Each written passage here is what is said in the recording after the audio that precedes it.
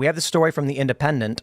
Not that I trust The Independent, so before I even read this, I'll say, yeah, I'm going to read you this, but we're going to try and break it down for you to the best of our abilities, because the media is lying for sure.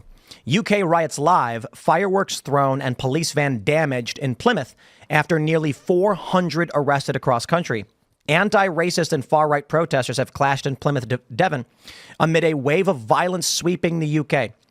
I don't know if far-right means anything here, because you basically have just a bunch of local native British people upset over the violence and the two-tiered policing that they've been seeing pertaining to migrants and many Muslim individuals in the country. So the media, of course, will call them far-right by the simple act of them rioting. Anti-racist, I don't know if I believe that either. We just call it far left or whatever you want to call it. But the riots have been getting absolutely crazy. They say almost 400 people have been arrested over the mob violence spreading across the UK, with the Prime Minister setting up a standing army of specialist police officers to deal with further attacks. In this story from Sky, Elon Musk hits back at Sir Keir Starmer after Civil War comments dismissed. So we have this post from the Prime Minister saying, this is not protest, it's pure violence. We will have a standing army of public duty officers. We will ramp up criminal justice. We will apply criminal law online as well as offline. We will not tolerate attacks on mosques or on Muslim communities. And then Elon Musk says, shouldn't you be concerned about attacks on all communities? Elon Musk hit the nail on the head with the hammer so perfectly, the nail was driven straight through the wood. This is exactly what many of the people in the UK have been saying, that there is a two-tier justice system. When it comes to migrants, the children of migrants, or many Muslims, they're not seeing accountability. But then you look at Tommy Robinson.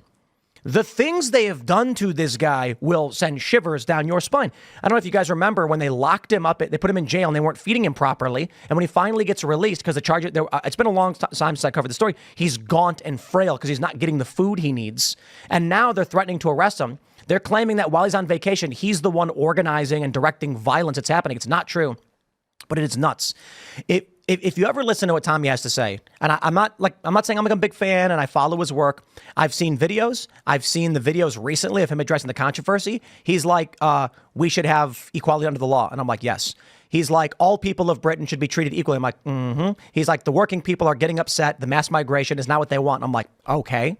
And then they're like, lock him up, throw away the key. I mean, that's what the UK has wanted to do for a really long time. They want to be able to prosecute people for things that they say online, if it doesn't fit with the narrative and mainstream culture that they are promoting. I mean, what it makes me think of is when there was that attack on school children who were going from a school to a park in Ireland, and Conor McGregor, the UFC fighter, was really vocal about like, hey, things are not okay and we need to do something. Can you imagine if the Irish government had then been like, we don't like your tweets, you have to go to jail? I mean, no one would have been okay with it. And there's another commenter whose name is slipping my mind. He was arrested for some online posts. Wow. At the time, his wife was pregnant and they kept him incarcerated on this, Serge is nodding, so hopefully he knows his name, but she had her baby, it was just like, why are you prosecuting this guy for something that everyone knows is wrong? This is all kicked off by that story that you guys probably heard about, the guy who stabbed 3 little girls. That's right. At a Taylor Swift dance event, class or something like this. Dance class, yeah. This guy was the child of, I believe they were Rwandan migrants.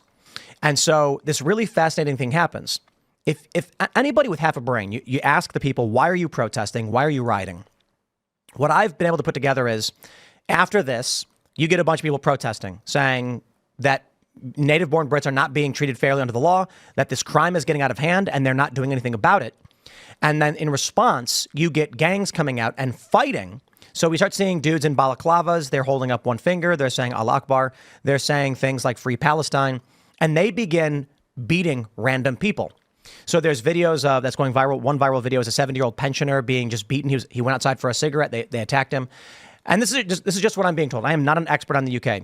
That this leads to a greater escalation where then you get a bunch of white British people coming out being like, you want to beat up our people. And now they set fire to like a Holiday Inn that was holding a lot of these migrants. They call them asylum seekers. I don't know if that's true, but I also don't know if it's the same as illegal immigration in the United States. So I don't know what to call them. They go with migrants, but also that's the lefty papers that say that. So it's hard to know. But I don't know if they're illegal if the government, because it's different in the UK. I'm not sure. So we'll just make sure that context is clear. But the important thing to understand is the media is saying, oh, the riots on the far right were all spread by disinformation because they thought a migrant stabbed these girls. And I'm like, no, they didn't. I watched the Lotus Eaters podcast. Mm-hmm. Carl Benjamin is not a moron. He knows exactly what's going on. They try to lie to you and say, oh, these poor dumb fools. If only they actually knew, but they were tricked by Tommy Robinson. Mm-hmm. No, they're upset that there are grains of sand making a heap. And so I see people online being like, it wasn't even a Muslim migrant who did it. Why are they mad? Why are they mad at Muslims? And it's like, dude, there are 100 factors that all combine to make a great weight upon the camel's back. 3 little girls being stabbed to death. It's not about whether a Muslim migrant did it. It's that this is what lit the fuse for the powder keg that was sitting there the whole time.